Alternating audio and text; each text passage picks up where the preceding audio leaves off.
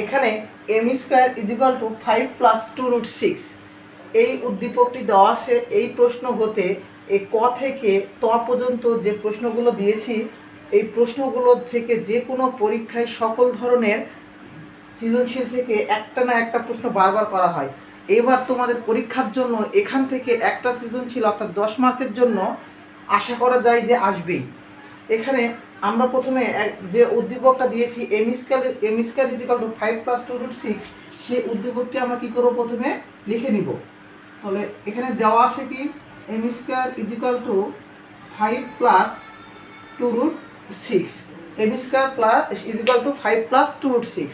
তো এই টাইপের যদি প্রশ্ন দেওয়া থাকে আমরা কীভাবে ভাঙাবো, অথবা M square minus 1 is equal to 4m, এই টাইপের প্রশ্ন থাকলে আমরা কীভাবে ভাঙাবো, অথবা m ইজিক্যাল টু √6 প্লাস √5, এইভাবে থাকলে আমরা কিভাবে সমাধান করব। এই ধরনের প্রশ্ন অর্থাৎ বীজগণিতের ওপর এই যে কোনো পরীক্ষার জন্য প্রতিযোগিতামূলক পরীক্ষা থেকে শুরু করে একাডেমিক এই অঙ্কগুলো বারবার আসে। সেজন্য এই অঙ্কগুলো যদি এই ক্লাসটি দেখা হয় তাহলে অবশ্যই সকল পরীক্ষার জন্য প্রশ্নগুলো সমাধান করতে পারবো।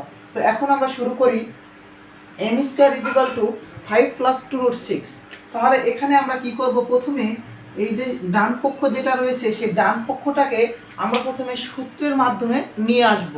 অর্থাৎ আমরা যে বাম পক্ষে এম স্কয়ার আছে, ডান পক্ষে আমরা কি করব, ওটাকে এ প্লাস বি হোল স্কয়ার বা এ মাইনাস বি হোল স্কয়ার টাইপের নিয়ে আসবো। ওকে, তাহলে এখানে আমরা ভাঙাবো প্রথমে কি, এইখানে যে সংখ্যাটা থাকবে এটাকে যদি প্লাস থাকে আমরা প্লাস দিব, মাইনাস থাকলে মাইনাস দিব।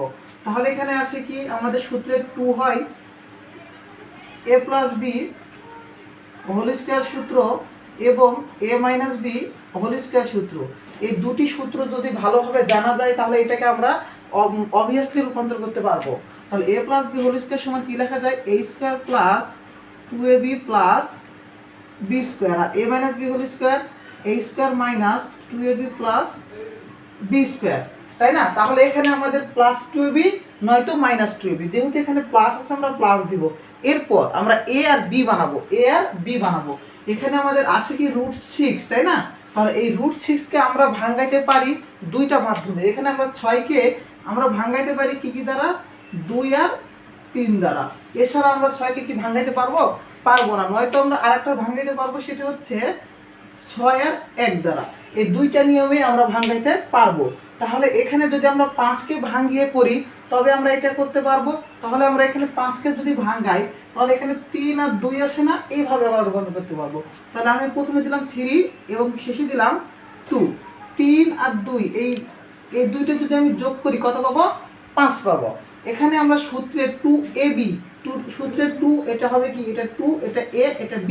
তাহলে এখানে আমরা যদি এর জায়গায় আমরা যদি √3 দিই এবং বি এর জায়গায় যদি আমরা √2 দিই তাহলে এখানে আমরা কি পাচ্ছি যে 3 প্লাস 2√3 ইন্টু √2। এখন প্রশ্ন এখানে আমরা এটাকে 3 আর 2 লিখতে পারবো না, কারণ আমাদের সূত্র ফেলতে হবে কি a square plus 2ab plus B square. এখানে যদি আমরা রুট আবার দিই, দিয়ে তার উপর হোল স্কয়ার করে দিই, কোনো কিছুর উপর রুট দিয়ে তার উপর যদি হোল স্কয়ার করি আমরা কি পাই, ওই সংখ্যাটি ফিরে পাই। তাহলে স্কয়ার রুট কাটলে আমরা 3 ফিরে পাবো। এখানে সেমভাবে এখানে আমরা কি করব, সেমভাবে রুট আর স্কয়ার যদি কেটে দিই আমরা 2 ফেরত পাবো, 2 ফেরত পাবো। তাহলে 3 আর 2 যোগ করলে 5 হয়, মিলে গেছে। আমাদের সূত্রের এ পেয়ে গেছি √3, বি আমাদের √2 এখানে পেয়ে গেছি।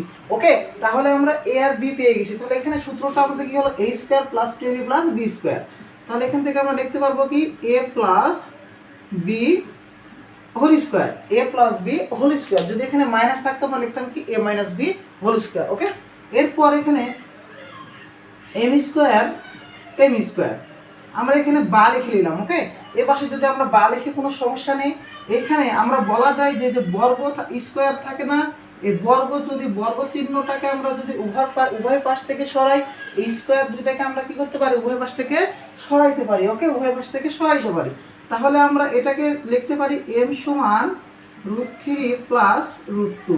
m সমান কি পাইলাম, √3 প্লাস √2। আমাদের এই অঙ্কটার মেন জায়গাটা এটা, অর্থাৎ আমাদের এখানে যেটা থাকবে সেটা ভাঙানো শিখতে হবে। এটা যদি ভাঙানো শিখি আমরা এইটা